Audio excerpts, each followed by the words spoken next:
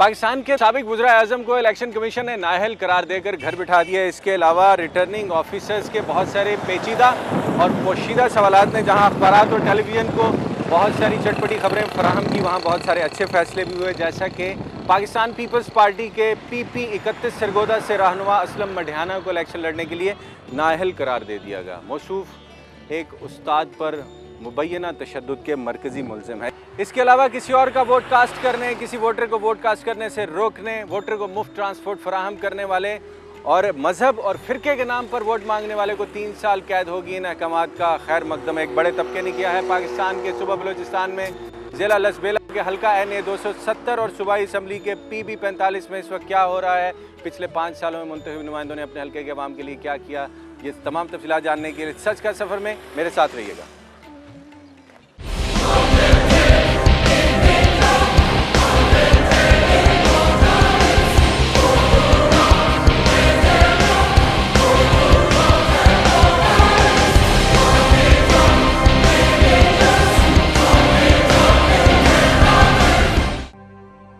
सूबा बलूचिस्तान के जिला लसबेला में कौमी असम्बली के हल्का नंबर NA 270, सूबाई असम्बली के हल्का नंबर PB 45 में मेरी अगली मंजिल है मीर जाम गुलाम कादिर हस्पताल, जो इलाके की सबसे बड़ी सरकारी इलाजगाह है।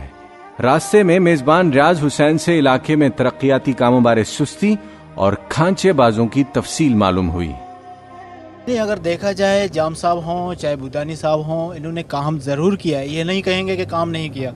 बलूचिस्तान के दीगर डिस्ट्रिक्ट के हवाले से देखें, अगर वहाँ पे कोई काम आपको नज़र नहीं आएगा।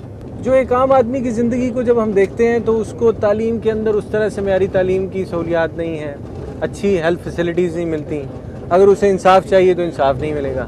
तो ये पॉलिटिकल सिस्टम सारा, ये भी तो कसूरवार है ना? हाँ बिल्कुल, पॉलिटिकल सिस्टम कसूरवार है। सारा पॉलिटिकल सिस्टम करप्ट हो चुका है, ऊपर से लेके नीचे तक सब करप्ट हैं, सबकी कमीशनें बटी हुई है। काम कहाँ से होगा?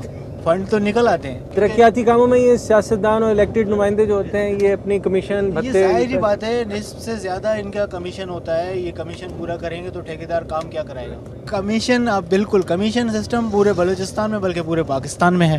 अब यहाँ से ये इंडस्ट्रियल एरिया है, ये कुछ इंडस्ट्रीज हम क्रॉस करके उसके बाद हम जाम मीर गुलाम कादिर हॉस्पिटल में पहुँचेंगे, जो हब का सबसे बड़ा हॉस्पिटल है और सरकारी हॉस्पिटल है। इलाके में गरीब आवाम को किस तरह की तिब्बी सहूलियात और सेहत के मामलात फराहम किए गए हैं, ये जानने के लिए हब के सरकारी अस्पताल पहुंचे तो उम्मीद थी कि पंजाब के गवर्नमेंट हॉस्पिटल्स की तरह यहाँ भी अमला हमारे काम में रुकावट डालेगा और हम पर कार्य सरकार में मुदाखलत का इल्जाम धरेगा। लेकिन यहाँ तो बंदा मिला न कोई बंदा नवाज। डॉक्टर साहब हैं यहाँ?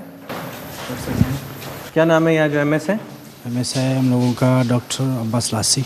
ये अभी हॉस्पिटल में क्या छुट्टी का वक्त है, ये क्या है? हाँ छुट्टी, 2 बजे तो छुट्टी होती है। हादसा होते हैं जब लाइट नहीं होती, तो ये छोटा जनरेटर ही चल रहा होता है। बड़े जनरेटर को कभी भी हमने वर्किंग कंडीशन में नहीं देखा। क्या वहाँ पर उसका खर्च वर्च ज़्यादा है डीजल का? नहीं, डीजल का तो लाजमी खर्च होगा ना। नहीं, इस वजह से नहीं चलाया जाता था? नहीं चला रहे हैं, ये नहीं कि नहीं चला रहे हैं, चला रहे हैं उसको भी। मीर जाम गुलाम कादिर हस्पताल की हालत जार आपने मुलाहिजा की। बेसरो सामानी, धूल मिट्टी और खस्ता हाल बिस्तर।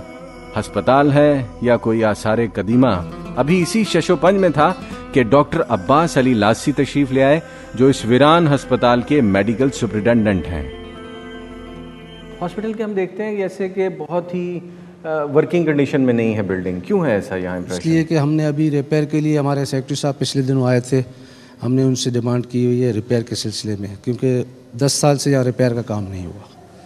कितने बेड्स का हॉस्पिटल है? 50 बेडेड हॉस्पिटल है और हम यहाँ पर तकरीबन हमारे मंथली 150 के मरीज एडमिट होते हैं। और OPD कितने? OPD हमारी मंथली 16,000 से भी गई है मैक्सिमम, इस बार 9,000 कोई समथिंग गई है। NA 270 में आता है? NA 270 में। इस हल्के को हम लोग कवर कर रहे हैं तालीम, सेहत और ज़िंदगी की बुनियादी सहूलियात के साथ। कैसे देखते हैं आप जो मुंतखब नुमाइंदे थे पिछले 5 साल जिन्होंने हुकूमत की, अवाम ने उनको अपने कंधों पर बिठा कर रवानों तक का सफ़र करवाया, क्या उन्होंने हेल्थ फैसिलिटीज़ फराहम की अपने हल्के के अवाम को? 270 के हल्के से हमें MNA के हवाले से हमें कुछ भी नहीं मिला, क्यों हमें MP हमारे थे असलम बुतानी साहब, उन्होंने एक मरतबा 10 लाख की मेडिसिन दी हमें, जो कि इमरजेंसी थी, उस वक्त हमारी मेडिसिन शॉर्ट हो गई थी। बाकी ओवरऑल हमें जो फंड्स मिलते हैं डेवलपमेंट के हवाले से, रिपेयर के हवाले से हमें कुछ नहीं मिला, मेडिसिन हमें मिलती है। सहूलतों का इतना फकदान है कि यहाँ अगर कोई एक्सीडेंट हो जाए तो हालत ये है कि अखबार में पढ़ा जाता है कि मरीज़ को जो कराची रेफ़र कर दिया गया, यहाँ आर्थोपेड नहीं है, इसके अलावा यहाँ आईसीयू यूनिट नहीं है। जो हार्ट के पेशेंट होते हैं उनके लिए जो कोई भी सर्जन डॉक्टर कोई भी नहीं है। अस्पताल में आप जाओ तो डॉक्टरों का लाट। सूबा बलूचिस्तान के जिला लसबेला में कौमी असम्बली के हल्का नंबर NA 270 और सूबाई असम्बली के हल्का नंबर PB 45 में कायम करदा जाम मीर गुलाम कादिर हस्पताल नामी सरकारी इलाजगाह के दीगर हिस्सों में क्या हो रहा है, डॉक्टर अब्बास लासी के हमरा मुझे देखना है। यहाँ पर जो भी कोई केसेस आते हैं तो हम यहाँ पर इसको कैजुअल्टी में यहाँ पे इसको हम डील करते हैं, जो भी केसेस होते हैं। और ये हमने सामने डेड बॉडी के लिए मोर्चरी रूम बनाया हुआ है, जिसमें बाज़ औक़ात 40-45 भी इमरजेंसी में हमारे पास केसेस आते हैं। मुंतखब नुमाइंदे कभी आते हैं, आगे देखते हैं कि हालात क्या हैं यहाँ पर, जो सामान है इसका क्या? 1-2 मरतबा MPA साहब हमारे असलम भूतानी साहब वो आए, वो भी उनको मैं ले आया था, और उन्होंने यहाँ पर LG वालों से एक हमारे लिए पेशेंट के लिए फूड का जो था वो खुलवाया था, और 2-3 बार आ चुके हैं। क्यों सर, फंड्स की कमी है? असल फंड्स बहुत ज़्यादा कमी है हमें। पानी सबसे बड़ा इशू है, जो कि हमें हॉस्पिटल को पानी रेगुलर नहीं मिल रहा है, जिसकी वजह से हम थिएटर नहीं कर सकते। हमारे पास सर्जन मौजूद होने के बावजूद, surgeon, general surgeon, ENT surgeon भी हैं, गायनेकोलॉजिस्ट होती हैं, हम बाल्टियों में पानी भरकर वो ज़रूरतें पूरी करते हैं। अभी आपको मैं लेबर रूम दिखाऊं, ये लेबर रूम हमारा, पानी की कमी है जिसकी वजह से ये बच्चियाँ खारा पानी हम इस्तेमाल करते हैं, तो खारे पानी से हमारे इंस्ट्रूमेंट ख़राब हो रहे हैं। हम देख सकते हैं यहाँ पर क्या फैसिलिटी है। USAID की तरफ से हमने बनाया था, USAID ने हमारी हेल्प की थी, और ये सारा सिलसिला हमारा गायनी का 2 टेबल है, एक वक्त में 2 केसेस भी आते हैं, वो कर लेते हैं। लेकिन अब इनकी हालात भी मैं देख रहा हूँ, ज़रा फर्नीचर पुराना हो रहा है, बेड ये तकरीबन 4 साल पुराना है। 2 महीनों में सेक्रेटरी ने यहाँ मीटिंग की है, उन्होंने रिक्वेस्ट की थी कि यहाँ आएँ, सेक्रेटरी साहब आए, सारी चीज़ें हों, लेकिन उसके बावजूद ये पानी का मसला, इरीगेशन डिपार्टमेंट हमारा है जो कि लीडा के थ्रू हमें देता है, इंडस्ट्रियलिस्ट को तो पानी मिलता है।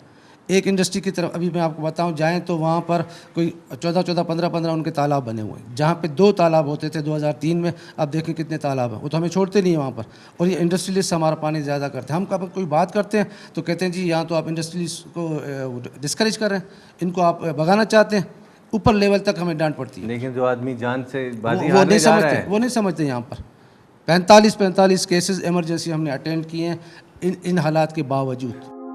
अस्पताल की हालत जार जो कैमरे की आंख दिखा सकी वो हमने आपको दिखा दिया, बाकी जो रह गया था डॉक्टर लासी ने बता दिया।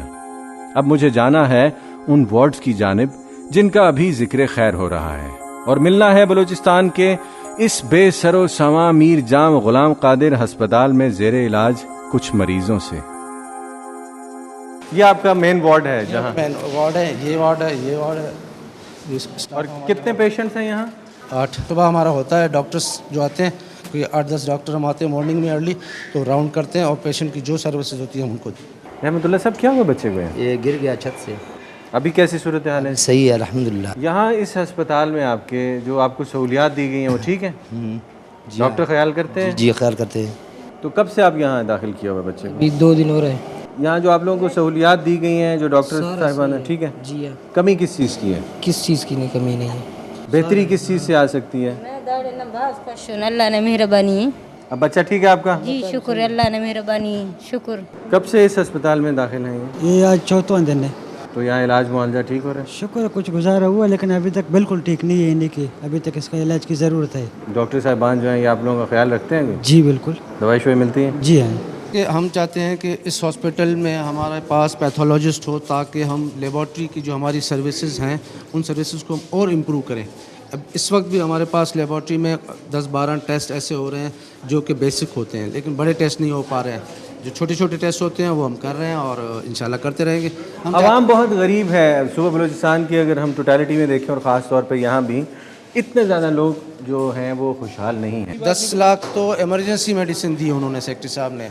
वैसे टोटल हमारे हॉस्पिटल का बजट है 85 लाख साल का, यानी आपको एक साल में 85 लाख रुपए की मेडिसिन मिलती है हमें। मिलती है आपको ये बिल्कुल, कागजात में? बिल्कुल नहीं, मैं खुद जाता हूँ लेने के लिए, मेरा फार्मासिस्ट जाता है, क्वेटा से मिलती है। सीरियस इंजरी आए कोई या खुदा न खास्ता किसी को हेड इंजरी, एक्सीडेंटल कोई मामलात हैं, उसको लुक आफ्टर करने की सहूलियत मौजूद है आपको? यहाँ लुक आफ्टर नहीं, हम फर्स्ट एड देते हैं। फर्स्ट एड दे के उस पेशेंट को शॉक में जाने से बचाते हैं और आज तक अल्लाह का शुक्र है कि पेशेंट वहाँ से आकर यहाँ डेथ नहीं हुई। जाम यूसुफ साहब मरहूम, उनके मामला तो हमने जान लिए इलाके के, आपने भी कुछ बता दिए उनका कितना यहाँ पर रोल था। असलम भुतानी साहब का इंटरेस्ट भी आपने बताया। लेकिन इस इलेक्शन के बाद जो नई हुकूमत बनती है, क्या आप समझते हैं कि वो हब के रहने वालों को, इस एरिया के जो पेशेंट्स आपके हॉस्पिटल में आएंगे, बेहतर फैसिलिटीज़ देंगे या बातें ही रह जाएंगी? उम्मीद है, उम्मीद पे दुनिया कायम है, तो उम्मीद पे हम भी हैं। बलोच भाई क्या हमसे नाराज़ हैं? नहीं, बलूचिस्तान का अक्सर एक मसला रहा है कि वहाँ एक एहसास महरूमी का शिकार रहा है और यही मरकज़ से बलूचिस्तान के लोगों को शिकायत रही है कि उनके जायज़ मुतालबात जो है उन्हें हल नहीं किया जाता है और इसी वजह से बलूचिस्तान में 4 बार सरकार के साथ नाराज़गी का इजहार पहाड़ों पे जाकर लोगों ने किया, जिसे आप बगावत का नाम दे सकते हैं। और जब गवर्नमेंट ने एक्शन लिया, आप उसे फ़ौजकशी के हवाले से लोग जानते हैं। किन किन मामलात पे अगर तवज्जो दी जाए तो ये नाराज़गी का और ये जो इतनी कन्फ्रंट्रेशन है ये खत्म हो जाए? नवाब अकबर ख़ान बुगटी की शहादत के बाद यकीनन बलूचिस्तान की जो नौजवान तबका है उसमें एक नाराज़गी है, एक बगावत की कैफियत है। होना ये चाहिए कि उन मरहम को, उन ज़ख्मों पे मरहम रखना चाहिए। आपके इलाके में कौम परस्त रहनुमा जो हैं उनका कितना इन्फ्लुएंस है और आप कैसे उन लोगों को देखते हैं और अवाम में रोमांटिसिज्म कितना है? देखिए, हम सब कौम परस्त हैं। अगर मेरे हलके में, मेरे ज़िले में मेरे लोगों के साथ कोई नाइंसाफ़ी होती है तो मैं अपने लोगों के लिए कौम परस्त बन जाता हूँ। तो यही कौम परस्ती है, अपनी चीज़ों की, अपनी ज़मीन की हिफाजत करें। तो सब हम मिल के यही कह रहे हैं। हाँ, कुछ लोग बड़े पैमाने पे कौम परस्ती का दावा करते हैं, हम ज़रा छोटी लेवल पे हैं, लेकिन बात वही है कि अपने लोगों के मफादात का तहफ़्फ़ुज़ करना।